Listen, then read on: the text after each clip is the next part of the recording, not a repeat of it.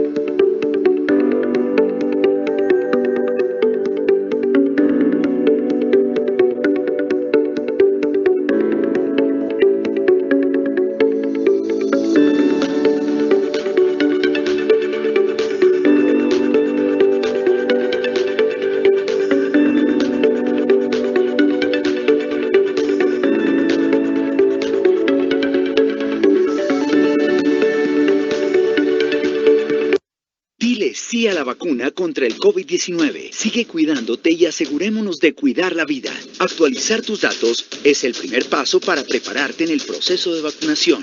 Hazlo ingresando a epssura.com o llamando a la línea 448-6115, opción 4 en Medellín, o al 018-519-519, opción 4 en el resto del país. Aprende e infórmate más en segurosura.com.co/COVID.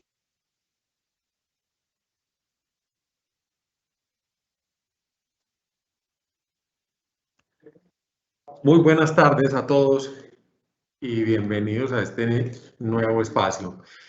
Hoy nos acompaña María Alejandra Gómez Londoño. Ella es psicóloga, lleva muchos años acompañándonos en el programa de cuidados paliativos y hoy viene a compartirnos un tema bien importante que tiene que ver con la comunicación enfocada en el bienestar del paciente y su familia.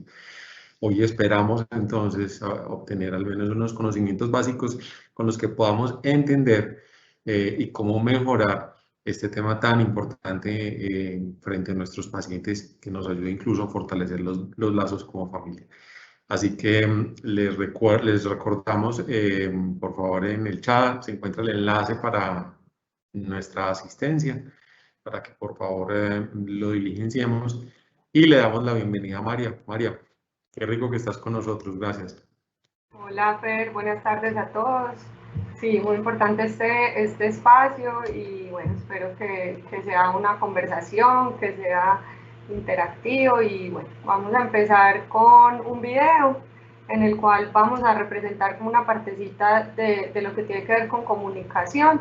En este caso es en un contexto hospitalario, es de una serie de Netflix que se llama New Amsterdam y es un capítulo que habla de los cuidados paliativos. Entonces les voy a mostrar, pues les explico un poco, los contextualizo. El director médico dice, bueno, cada uno se va a encargar de uno de estos pacientes pues que están en cuidados paliativos o que tienen una enfermedad crónica y les asigna uno de los pacientes. Entonces acá les vamos a mostrar cómo ese médico al que le asignan una paciente afronta pues esta situación. Y pues está directamente relacionado con el tema que es la comunicación. Se los voy a compartir.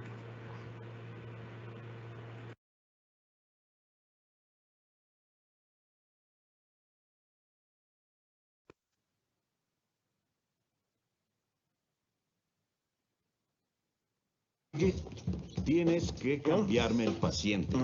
¿Pero qué les pasa? No hay cambios. Debra Keating no es una persona razonable. Le propuse hacerle un hermoso funeral. ¿Y sabes lo que dijo? No. Exacto, no.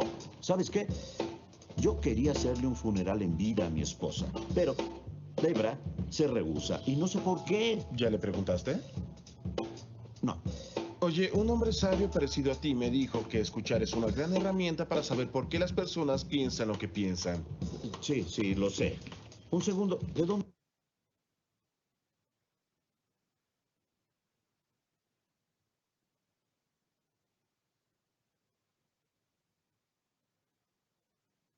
En pacientes terminales. Si conocieras a Zeke, verías No pienso echarle fuego a tu hoguera del uso de la heroína, dejándote ahora usar hongos. Lo estaría monitoreando. Es una microdosis. No lo autorizaré. Pero eres libre de ignorarme y correr con Max, porque es lo que haces, ¿verdad?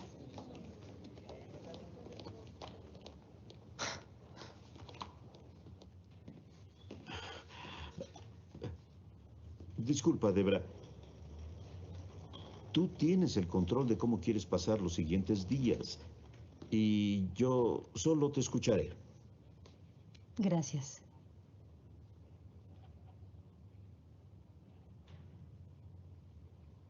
De acuerdo. Estoy esperando, pero no estoy escuchando nada. ¿Y qué quiere escuchar? Muchas cosas. No solo para ti, sino para tus amigos y familiares. Lo siento, solo vine a escuchar. Perdón. No he hablado con ellos desde que empeoré. Solo quiero estar sola.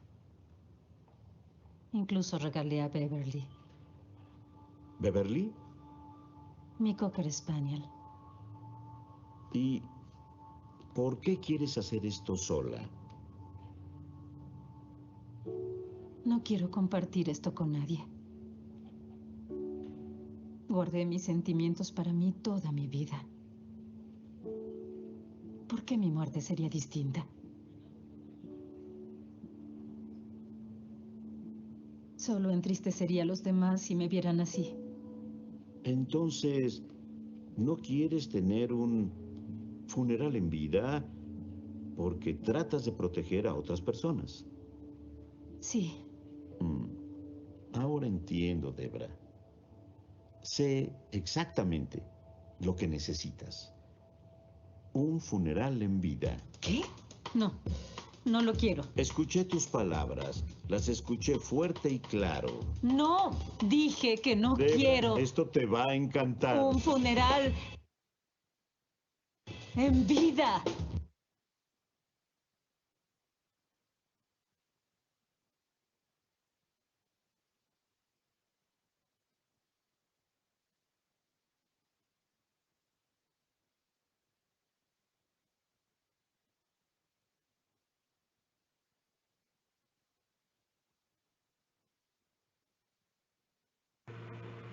Bueno, no sé, ¿se alcanzó a ver? Sí, todo muy bien, puedes continuar, continuar. Ok. Entonces, bueno, como veíamos en el video, la comunicación es fundamental. En este caso está pues el médico con la paciente y vemos cómo al médico le cuesta comunicarse con ella, le cuesta poder como entender las razones por las que ella no acepta esa idea que él considera que es magnífica, que es un funeral en vida, y va donde otro doctor, que en la serie es un psiquiatra, y el psiquiatra le dice, ya escuchaste las razones. Entonces, eso de entrada nos muestra cómo es importante la comunicación y el diálogo, no solo con los pacientes, sino también con los familiares. Y nos muestra cómo a veces desde nosotros nos cerramos también. Entonces, la primera alternativa que tiene el doctor es, por favor, cámbienme de paciente, porque encontró esa barrera de que su idea no fue bien recibida, pero no se detuvo a pensar qué estaba pasando, ¿cierto? Entonces, antes de suponer, la idea es preguntar, y eso pues se basa como toda la charla. Vemos pues que aquí hay tres agentes o tres actores pues en este tipo de procesos, que es el paciente, la familia y el personal de la salud. Cada uno de estos agentes está atravesado por una subjetividad, es decir, por una historia, por unas características de personalidad, por unas vivencias. Entonces todo eso influye en la manera en que nos comunicamos y cómo interpretamos la situación que está ocurriendo. En el caso del video, el doctor estaba atravesado por ese duelo de su esposa, ¿cierto? Entonces él quizás estaba tratando de que se cumplieran las expectativas que con su esposa no pudo realizar, y por eso se le ocurrió la idea del funeral. Así como en este caso el doctor nos muestra esto, el paciente también, ¿cierto? El paciente tiene una historia, tiene unas creencias, tiene una idea de ver la enfermedad, la muerte, la vida y muchos otros aspectos, y cada uno de los familiares también. Entonces el cuidador o la cuidadora pueden ver el proceso de una manera porque están como en el día a día, otros familiares que están más lejanos entonces pueden percibir la situación de otra manera, también depende de los apegos, de cómo fue la relación paciente y familiar, ¿cierto? Entonces todo esto, miren cómo vuelve de complejo este tipo de procesos y de acompañamiento, ¿cierto? Porque estamos mediados, volvemos al punto, de la subjetividad, cada uno con nuestros miedos, nuestro sentir y nuestro pensar. Entonces, ¿cómo se logra una comunicación de calidad? Vemos que informar y comunicar son dos cosas diferentes, ¿cierto? Informar es solo transmitir una información, unos datos o unas estadísticas, es contar algo, ¿cierto? En cambio, la comunicación va en doble vía, o sea, no solo yo transmito una información, sino que el otro también me está transmitiendo a mí algo. Entonces, la comunicación hace partícipe al otro, permite la expresión de emociones, entonces yo permito que el otro hable, que el otro exprese, que el otro diga cómo se siente, qué está pasando en el momento en que recibe la información. La comunicación también permite dar acceso al principio de autonomía, es decir, si el paciente tiene claridad en lo que pasa, en su situación, de su enfermedad, de sus procesos y de sus tratamientos, puede tomar decisiones, ¿cierto? Entonces, por eso es tan importante la comunicación transparente y la comunicación clara. También afianza la confianza mutua y la seguridad, porque entonces si yo sé qué puedo esperar, si yo sé que cuento con un personal de salud, con una familia que está alineada como con todas mis necesidades, pues el paciente se puede sentir muy tranquilo, y así mismo pasa con el familiar. Si el familiar logra una buena comunicación con el equipo de salud, pues también va a poderse sentirse tranquilo y respaldado y apoyado. También permite la coordinación entre el equipo médico, el paciente y los familiares, por lo que ya hablamos. La comunicación entonces no solo es escuchar lo que se dice, sino también interpretar. Entonces en la comunicación es fundamental la escucha activa, que no solo es que percibamos sonidos y que se oiga información, sino también cómo se está interpretando esto, ¿cierto? Entonces, por ejemplo, el cine mudo nos muestra eso, que a pesar de que no hay sonidos, sí logramos entender y sí logramos ver que están pasando muchas cosas, porque entonces vemos que el 93% de la comunicación no es verbal. Entonces, a veces, pues, y no a veces, generalmente es posible escuchar aunque no haya nada que oír, porque entonces podemos escuchar los silencios, los gestos, las posturas, los movimientos, y les podemos dar un sentido. Entonces, a veces el silencio es más elocuente que muchas palabras. El silencio es algo que nos cuesta mucho, incluso en el video lo veíamos, el doctor iba pues dizque a escuchar a la paciente, y cuando lo que encuentra es un silencio, él se siente pues con malestar, ¿sí? Entonces empieza a hablar, porque nos incomoda mucho el silencio, nos incomoda no tener algo que decir, no saber cómo responder, y los silencios son súper importantes en la comunicación porque es el tiempo que nosotros nos tomamos para poder comprender lo que estamos escuchando o lo que estamos viviendo, ¿cierto? Y el silencio nos dice mucho. Por ejemplo, las posturas del paciente. Entonces, a veces yo puedo llegar a la casa de un paciente, entro a su habitación y el paciente se voltea y no quiere mirarme. Eso ya me está diciendo cosas, ¿cierto? O el paciente que yo le pregunto a usted cómo está y me dice muy bien, pero en su mirada y en sus gestos yo percibo otra cosa. Entonces a eso a lo que yo le debo prestar atención. Muchas veces es muchísimo más importante lo que nos dicen con los gestos, con su postura y con su mirada, que lo que nos dicen con las palabras. Las palabras, digamos, pueden ser más manipulables o se pueden ajustar a lo que el otro quiere escuchar, pero los gestos y la mirada no, eso sí no nos engaña. Entonces, ¿cuáles son los componentes de la escucha activa? Tener una plena atención y disposición. Entonces, cuando estamos como familiares o como profesionales al lado del paciente, la idea es que estemos conectados con el paciente, que nuestra atención plenamente esté en él, no que estemos pensando en que hay que visitar a otra persona o en que tenemos algo que hacer en la cocina o que, bueno, que falta algo por hacer, sino que si estoy con el paciente, estoy en el aquí, en el ahora con él, y eso me va a permitir tener una atención plena de lo que está pasando. Utilizar un tono de voz adecuado, porque con esto también transmitimos. Entonces yo no puedo decirle al paciente que esté tranquilo si yo estoy acelerada, si yo estoy gritando, si yo estoy angustiada. Entonces desde el tono de voz también estamos transmitiendo tranquilidad u otras emociones.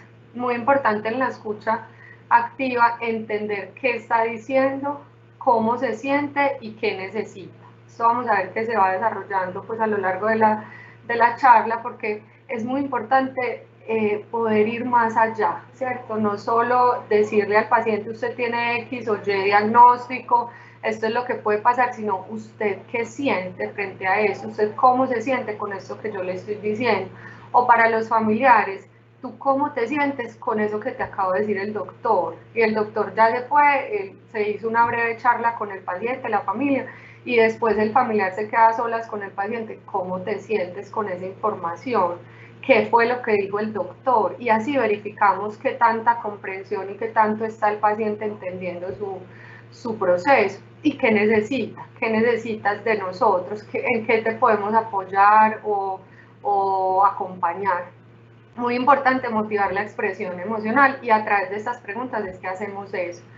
Yo entiendo que para ti puede ser muy duro vivir esto, para mí también lo está haciendo, ¿sí? También muchas veces yo les digo a los familiares que hablen de lo que ellos sienten, para que eso le dé pie al paciente de poder también expresarse, y ahí la conexión es muy bonita, porque cada uno se conecta desde su sentir, y se logran de verdad conversaciones muy profundas en las que de verdad se conoce qué está pasando en el interior del paciente o de los familiares.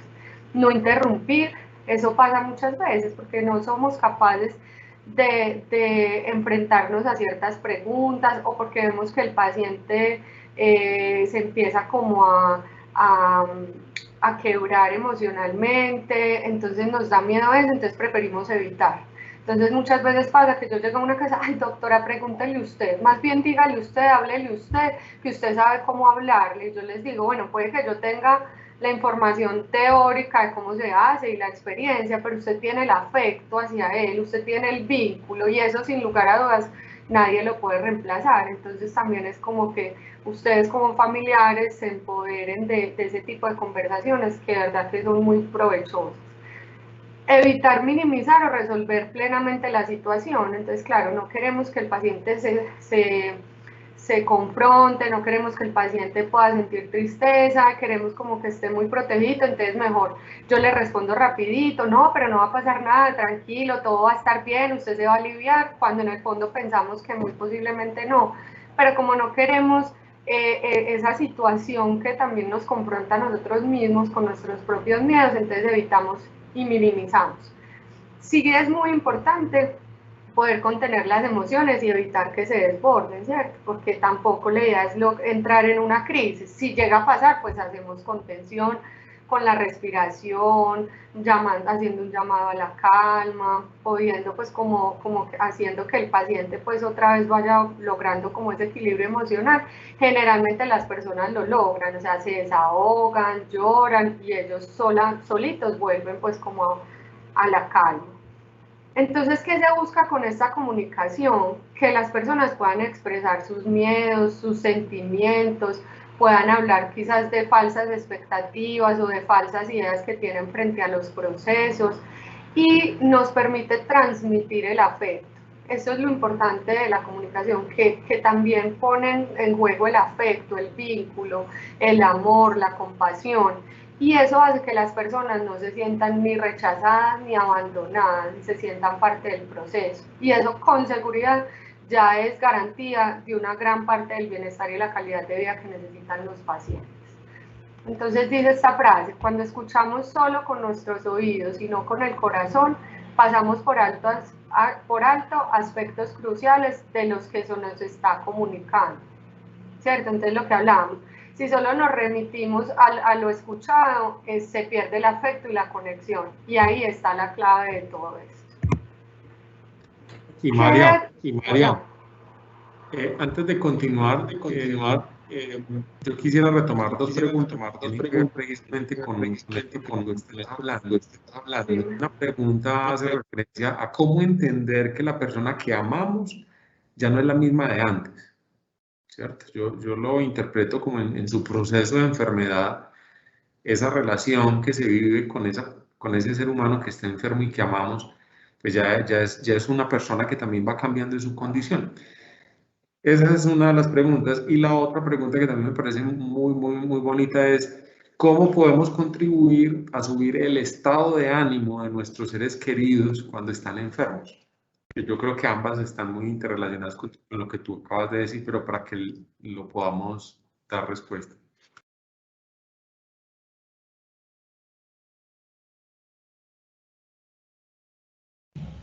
Do, habilita el micrófono, por favor. Hola. Ya. Sí.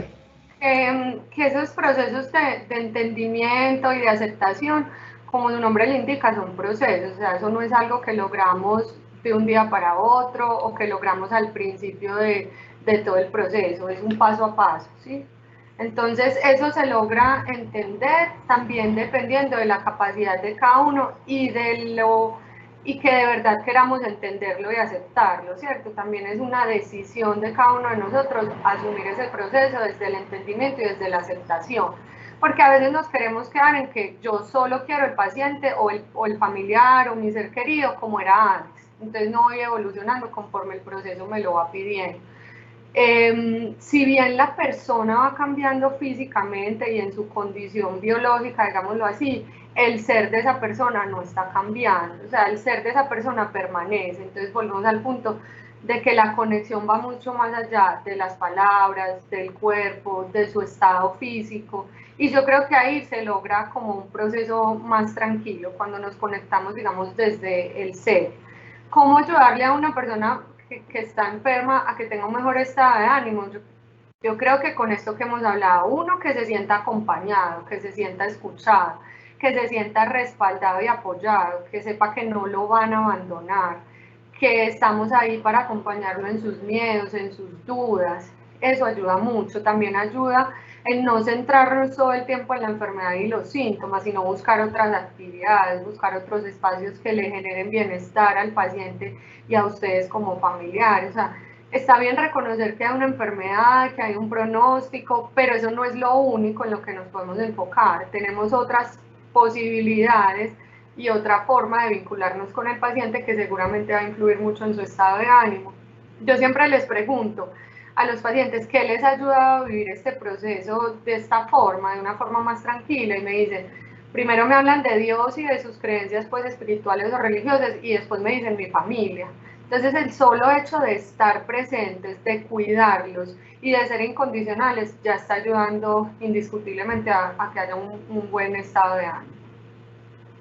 Creo que con eso respondo, igual vamos avanzando y cualquier cosa volvemos a esos puntos.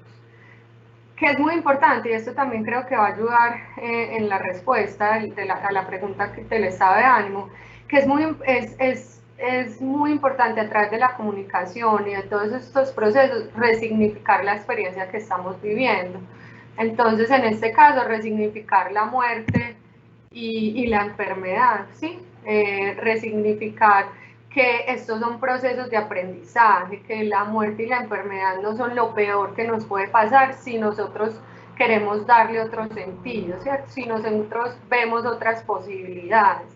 Entonces es resignificar, por ejemplo, la postura de que las enfermedades son castigos, ¿sí? Que quién sabe yo qué hice y por eso me está pasando, sino bueno, esto es una oportunidad. Muchos pacientes me dicen, esto se ha vuelto una oportunidad para acercarme a mi familia, para acercarme a Dios, para volver a hablar con personas que no hablaba antes, para poder organizar asuntos que tengo pendientes. Y los familiares me han dicho, mira, es que tal persona me fue preparando, ella nos fue preparando a través de su enfermedad para lograr aceptar su partida. Entonces miren que tiene otras posibilidades la enfermedad y que muchas veces la muerte termina siendo para la persona que lo está afrontando y para sus familiares un descanso, ¿cierto? Una posibilidad, un liberarse ya de un cuerpo que está muy, muy enfermo, entonces también se vuelve algo positivo y los pacientes lo nombran así. Yo pienso que ella ya descansó, o él ya descansó, que ya dejó de sufrir y que donde está, pues está bien. Centrarse en lo favorable o lo positivo del proceso, que eso tiene que ver con reforzar el objetivo de los cuidados paliativos, centrarse en que siempre van a haber ayudas, en que siempre van a haber posibilidades para el manejo de los síntomas, en que lo vamos a estar acompañando, que siempre va a tener el respaldo de un equipo de profesionales, médicos, psicólogos, trabajadores sociales, terapeutas, nutricionistas, o sea, que él o ella no están solos viviendo este proceso, sino que tienen todo un equipo que está velando por su calidad de vida y su bienestar. Entendiendo estas dos últimas, la calidad de vida y el bienestar, desde el contexto del paciente y la familia. No necesariamente pues calidad de vida como la posibilidad de ser lo que éramos antes, tener la funcionalidad que teníamos antes o la autonomía de antes, no necesariamente, sino dentro de las condiciones que tenemos, que es calidad de vida. Entonces ahorita yo le preguntaba a un paciente, bueno, ¿y tú qué entiendes por calidad de vida? Y me decía, no sufrir. Bueno, ¿y qué quiere decir eso? No tener dolor, no sentirme ahogado, no sentirme solo. Entonces cada persona tiene un concepto diferente de calidad de vida. Dice acá que la escucha es pura empatía. ¿Qué quiere decir empatía? Es reconocer y conectarme con las emociones de la otra persona, y para eso necesito conectarme conmigo mismo. O sea, alguien que no se mira a sí mismo, que no reconoce en sí la tristeza, la ira, la frustración, el enojo y todas las emociones que hay, pues difícilmente se va a poder conectar con las emociones del otro. Entonces, para ser empático, debo pasar por mí primero para poder entender. Pero eso no quiere decir que yo voy a entender al otro desde mis prejuicios o mis creencias, sino yo reconozco esas emociones porque las he vivido, pero estoy desde él o desde ella viviendo este proceso.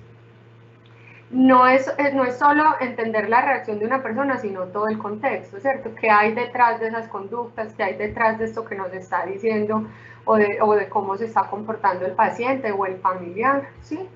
Entonces, empatía no es simpatía, ¿cierto? No es como agradar, sonreír, hacer como si no estuviera pasando nada para que el paciente esté bien, dar una respuesta a cada cosa que vaya apareciendo. No, es más allá, porque tiene que ver con la conexión, con que el otro se siente importante porque está siendo escuchado y acompañado.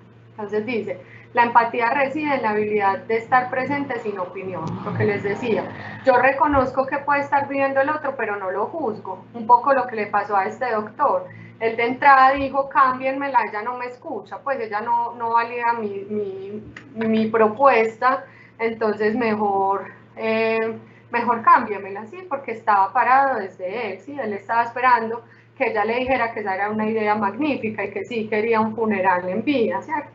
Que vemos también en este video, retomando un poco otra vez esto, que él le dice, esto es para que, pues este proceso se trata de ti, como tú lo quieres vivir. Entonces, ella finalmente logra expresar que no quiere este funeral en vida, o que no quiere que sus familiares y conocidos sepan, porque no los quiere preocupar. Entonces, muchos pacientes asumen esa actitud, y eso sí lo he visto muchísimo.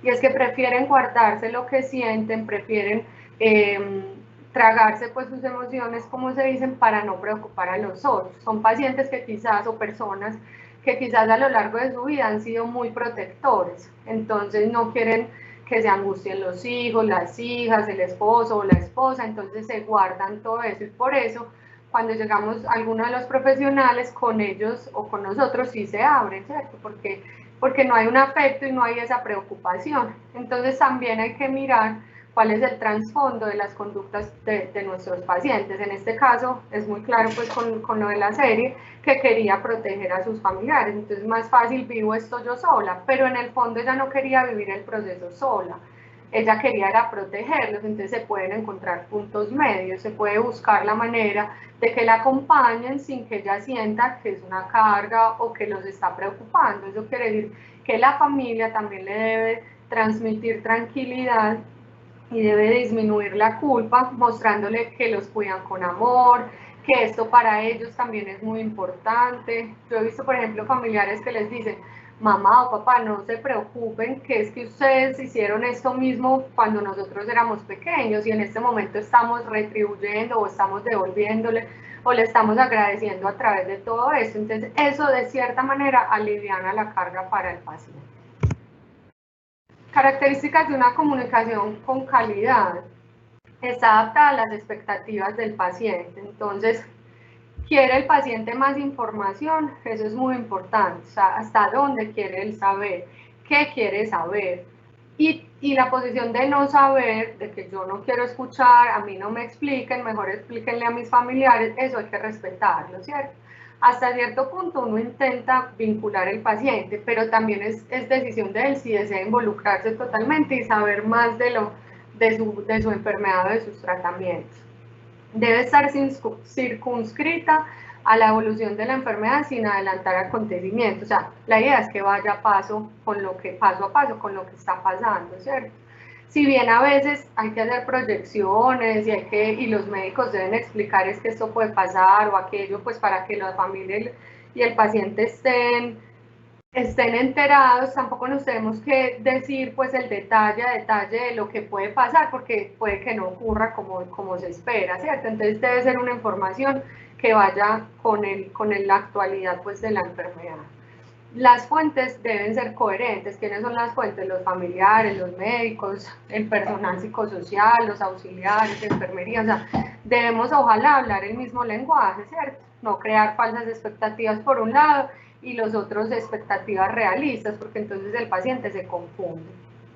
Esta me parece fundamental y es que debe ser una comunicación esperanzadora. Es decir, hasta aquí se agotaron todos los recursos para buscar la curación a la enfermedad, pero tenemos muchas opciones para darte calidad de vida. O sea, se cierra quizás una puerta, pero se abren otras enfocadas en el bienestar y la calidad de vida y el no sufrimiento. Entonces la idea es que siempre mostrarle eso, que hay tratamientos, que hay opciones para el manejo de los síntomas, que se va a buscar que el paciente no sufra. Y yo creo que cuando ellos escuchan eso, sus ansiedades y sus miedos bajan significativamente, porque es que me están diciendo, muchas veces que me dicen ellos, no, es que me mandaron a morir a la casa, algunos me exponen pues como que así lo interpretaron, y eso no es así, o sea, es todo un proceso, todo un paso a paso y un día a día de acompañamiento para que sea diferente la experiencia. Y plantear sobre todo una esperanza real. Eso no quiere decir pues que nos vamos a ir al extremo de que todo va a estar bien, de que no van a haber síntomas, de que no va a haber malestar, no, o sea, van a haber molestias, van a aparecer asuntos que no nos gusten, que nos generen pues malestar, pero va a haber la posibilidad de tratarlos. Y muy importante que esté adaptada a la situación psicológica del paciente, ¿cierto? Que nos vamos, o sea, volvemos al asunto, esto es muy del uno a uno, del caso a caso, dependiendo de la subjetividad del paciente, ¿cierto? Entonces habrá pacientes con los que ellos mismos dicen, no, a mí que me hablen claramente. Ahorita un paciente me decía, yo pienso que los doctores no me dicen la verdad totalmente, pues como que me siguen diciendo que me van a hacer posiblemente radioterapia y yo sé que no, entonces yo quiero que conmigo sean sinceros. Con ese paciente se puede perfectamente ser abiertos con la información, pero hay otros que no quieren, que están evitativos frente al tema y eso también hay que respetarlo. Porque un paciente que está evitando confrontarse es un paciente que no quiere estar, pues no quiere confrontarse con ese dolor o con esa tristeza o con sus miedos. Entonces yo no puedo llegar a irrumpir eso y a expresarle pues abiertamente todo lo que está pasando. No, debe ser paso a paso, paulatino. Es muy importante entender que esto no se logra en una sola conversación. O sea, esto es paso a paso esto es paulatino, esto es poco a poco, de una forma moderada, no, los pacientes no están igual todos los días, entonces todos los días yo no puedo asumir conversaciones de este tipo, entonces también leer pues en qué está el otro para yo saber cómo puedo ahondar pues o explicar. Muy importante comprender entonces las reacciones psicológicas de adaptación que el paciente está atravesando. Elisa Kubler-Ross fue una psiquiatra que estuvo acompañando mucho tiempo procesos al final de vida, tiene varios libros en los que habla del duelo anticipado, de la muerte. La traigo porque es como de las más conocidas y ella nombró 5 etapas para vivir el duelo anticipado. Una de estas es la negación, que era lo que yo les decía ahorita, entonces el paciente piensa que no pasa nada o que se va a aliviar, o no, doctora, yo pienso que esto es como una gripita. Ese tipo de expresiones que dan cuenta como que no está dimensionando en qué está. Llega un momento también de la ira, detrás de la ira o el enojo está la frustración y la impotencia, muchas veces porque no pueden hacer lo que hacían antes, porque perdieron su autonomía, porque si para caminar necesitan ayuda, para hacer lo más básico. Yo creo que esta es de las cosas más difíciles para el paciente, aceptar esa pérdida de autonomía y funcionalidad.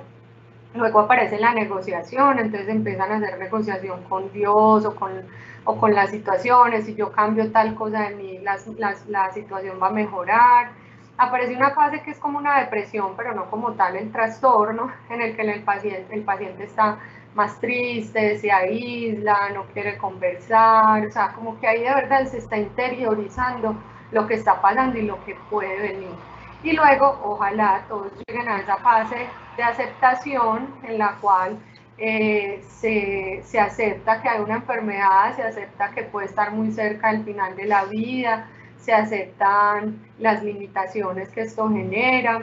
Estas fases no son lineales, no es que primero una, sino que podemos ir y volver. Entonces, eso también hay que empezar a mirarlo. Puede que haya un paciente que nos diga, sí, yo entiendo, y volvemos a la próxima visita y el paciente está enojado y no quiere hablar del tema, o volvió a crear unas falsas expectativas frente a sus pronósticos.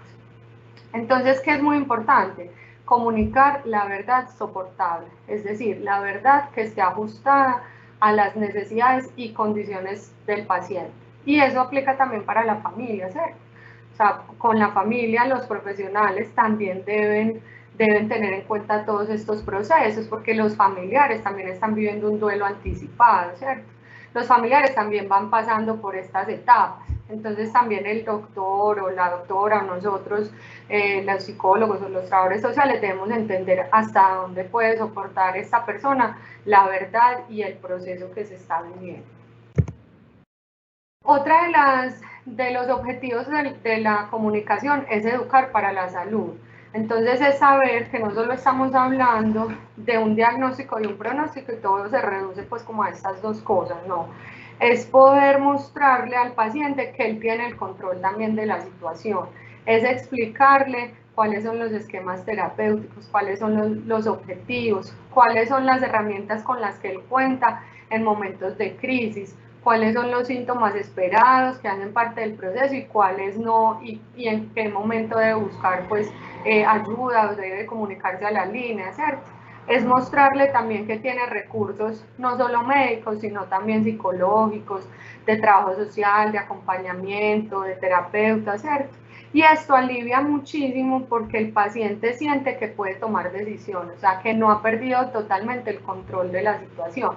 Porque, ¿qué pasa? Que eso es una de las cosas que los pacientes más nos refieren, y es que me siento sin control, o sea, yo perdí el control, no puedo pararme cuando quiera, no puedo ir al baño cuando yo quiera, sino cuando otro me pueda ayudar, el dinero yo ya no lo manejo, ya no me toman en cuenta en decisiones de la familia. Entonces, por eso es tan importante la comunicación, porque el paciente nos puede decir, mira, yo estoy muy preocupado por este asunto, y saber que nosotros estamos escuchándolo y que su familia también va a hacer algo frente a eso, entonces alivia pues el sufrimiento. Saber que yo puedo tomar decisiones de dónde quiero estar, si quiero no traslados a una clínica, que puedo yo parar, y pues el paciente puede parar la quimioterapia o el tratamiento que le estén haciendo cuando lo desee, eso da mucha tranquilidad. Entonces es informar, educar, contemplando todos los aspectos que contribuyen a la mejora del bienestar. Es sentirse bien estando enfermo. ¿Qué pasa? Que a veces nos encontramos con una... Hola. Perdóname, te interrumpo, que por acá tenemos otras dos preguntas bien interesantes que nos ayudan también como a consolidar lo que venimos diciendo y que además nos muestran pues la importancia de este tema pues al interior de las familias. Tenemos una que nos dice cómo manejar la sobrecarga física y emocional que manejamos como cuidadores. Y la segunda nos habla de cuando el cuidado recae sobre una persona de la familia, ¿cómo se hace para incluir a más personas de la familia en estos temas? Sí, fundamental esto, porque si un cuidador no está bien física y emocionalmente, sus cuidados no son óptimos. Y esto que escucho pues en las preguntas tiene que ver con el cuidador que está cansado, con el cuidador que no puede delegar, con el cuidador al que le dejaron pues toda la responsabilidad. Entonces, primero, el autocuidado es fundamental, ¿cierto? Si yo no lo hago por mí mismo, nadie más lo va a hacer. Entonces es muy importante tener actividades de respiro, ¿cierto? Hacer otras cosas que le traigan bienestar, que le gusten, que disfruten, salir a caminar un rato, hacer ejercicio en la casa, es que a mí me gusta leer o a mí me gusta hacer manualidades, o sea, no perder esas actividades que son muy íntimas, digámoslo así, y que les trae bienestar y les permite desconectarse. Yo creo que eso es fundamental para que el cuidador no se desgaste, y es poder desconectarse de su labor de cuidador. O sea, que no sea 24/7, sino que pueda por ratos, ojalá mediodía o un día, poder hacer otras actividades.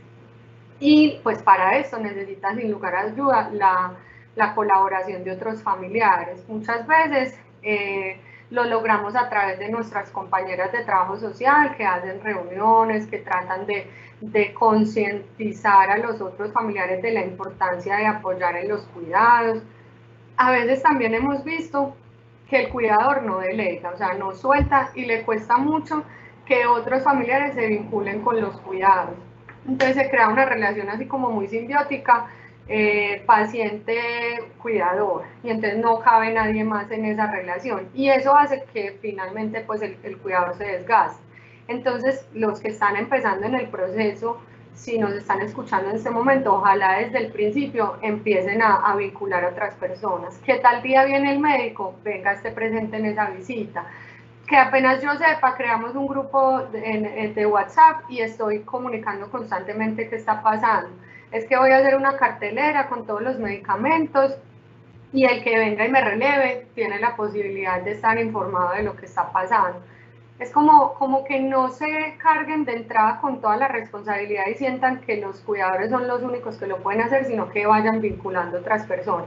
Y si eso no se logra, pues a través de trabajo social lo hemos logrado muchas veces. En otros casos, definitivamente no se logra esa vinculación, entonces es el cuidador el que tiene que buscar sus propias herramientas y sus propios espacios para lograr pues minimizar los riesgos de sobrecarga.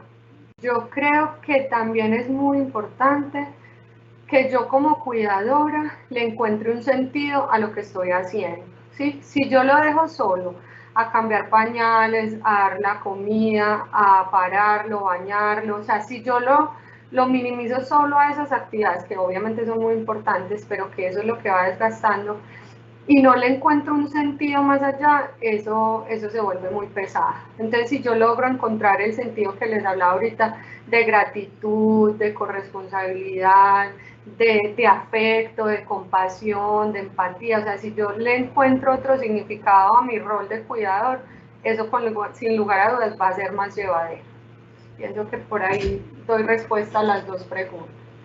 Volviendo a la charla, estamos hablando del cerco del silencio, que es cuando los familiares generalmente tratan de que el paciente no se entere de su realidad. Entonces no le cuentan el diagnóstico, no le dicen que tiene cáncer, a veces solo mencionan que tiene un tumorcito, en otros casos ni siquiera esto, o si es una enfermedad diferente al cáncer, no les dicen como lo avanzado que pueda estar, sino que el paciente sigue pensando que es un proceso pues, de enfermedad crónica. A veces pasa que el cerco del silencio es del paciente al familiar, pero es más común de los familiares hacia el paciente. ¿Qué pasa con esto? Que es muy difícil y se rompe todo esto que habíamos hablado de los beneficios de una comunicación transparente, ¿cierto? Entonces el paciente no tiene posibilidades de hablar de sus miedos, de sus culpas, de sus temores o imaginarios, no tiene posibilidad de ir resolviendo asuntos que él tenga pendientes, ¿cierto? Y también muchas veces pasa que se rompe la comunicación o la credibilidad o la confianza con los familiares y con los médicos.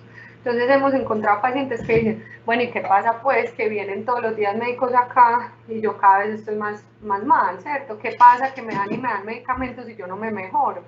Entonces muchas veces es el paciente el que nos hace caer en la cuenta de que debemos hablar con sinceridad. Entonces, como sabemos, la información transmitida adecuadamente tiene un valor terapéutico en tanto disminuye la incertidumbre.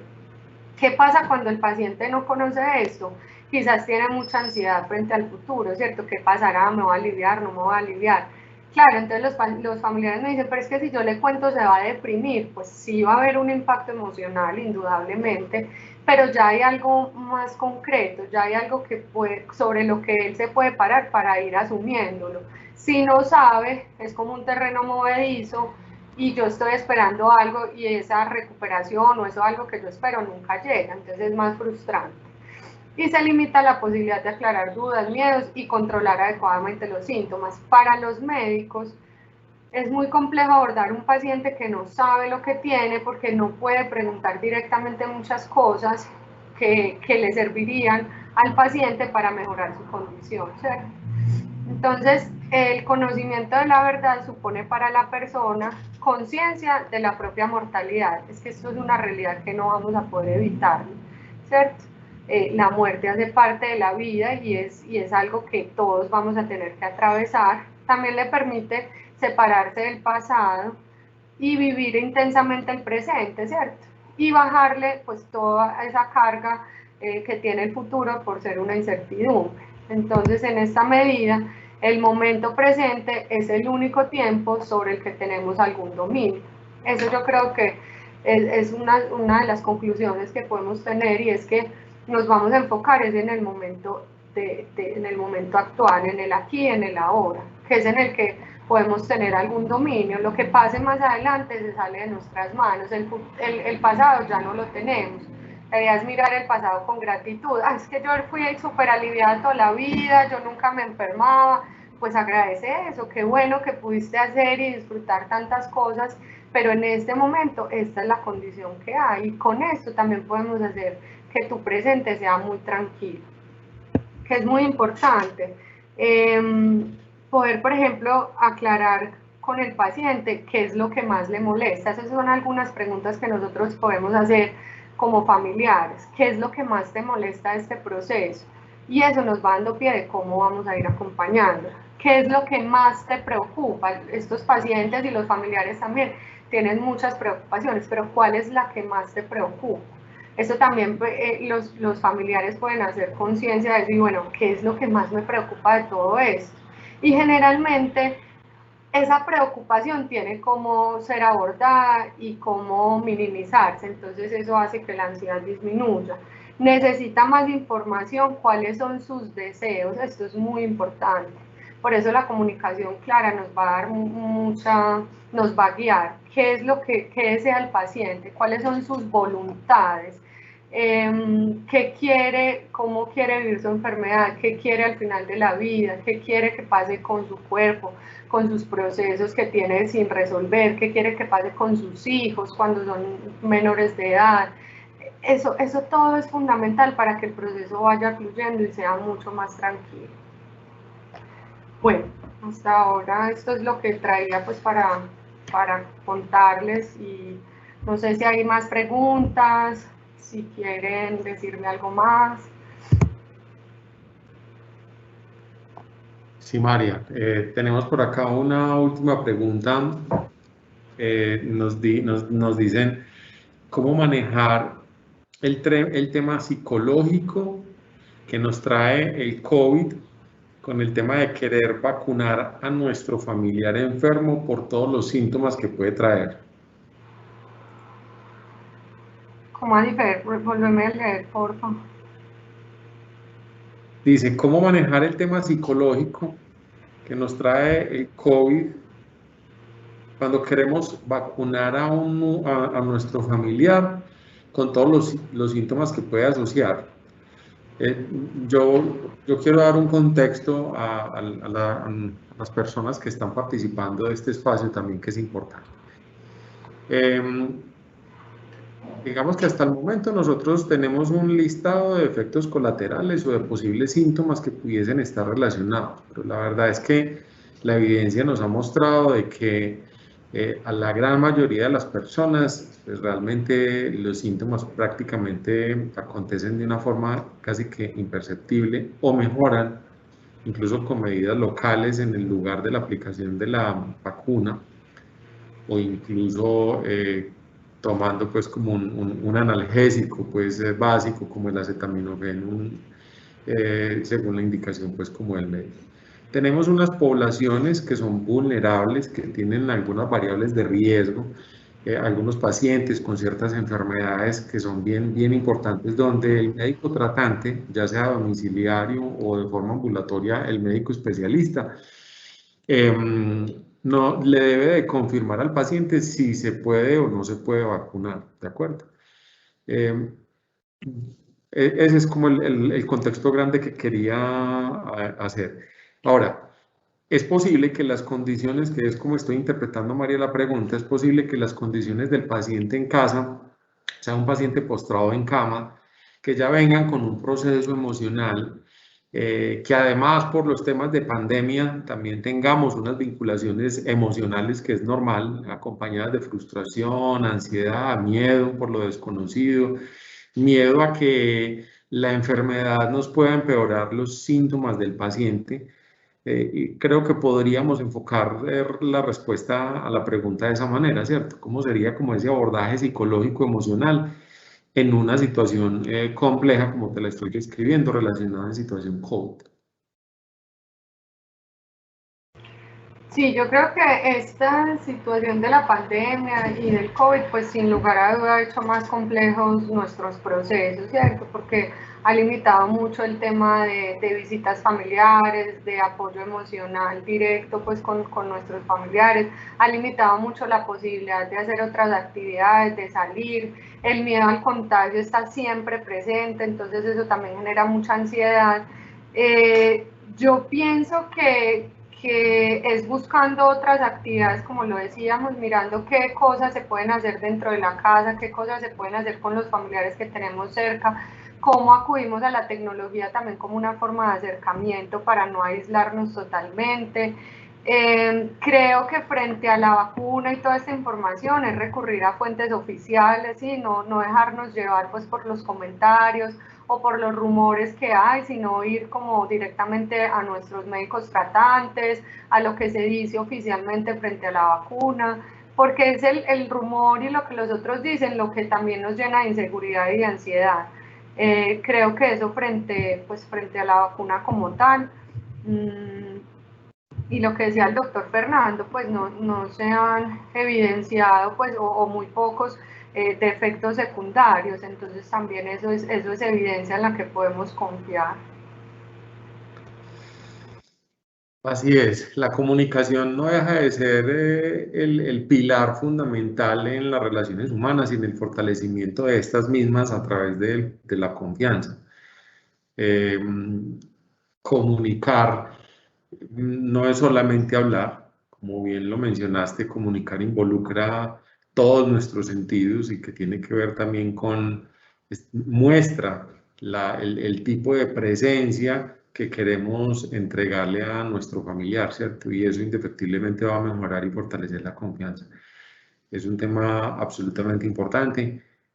A todos, mil gracias por la participación. Un espacio que esperamos se lo hayan disfrutado, esperamos que nos haya sido de muchísima utilidad. Les recordamos que las personas que deseen revisar nuevamente el video o volverlo otra vez a mirar, escuchar, pueden ingresar a nuestro canal de Seguro Sura Colombia. Y por último, pues recordarles que nos ayuden diligenciando la encuesta de satisfacción, pues esta información nosotros la tenemos muy en cuenta, sobre todo para cada vez ser mejores, y también que nos pueden hacer las sugerencias de posibles temas que quisieran tocar en estos espacios. A todas y a todos, mil gracias, María, mil gracias por tu exposición. Pienso que fue un tema absolutamente valioso. Muy bien, nos despedimos de ustedes. Hasta pronto. Gracias, hasta luego.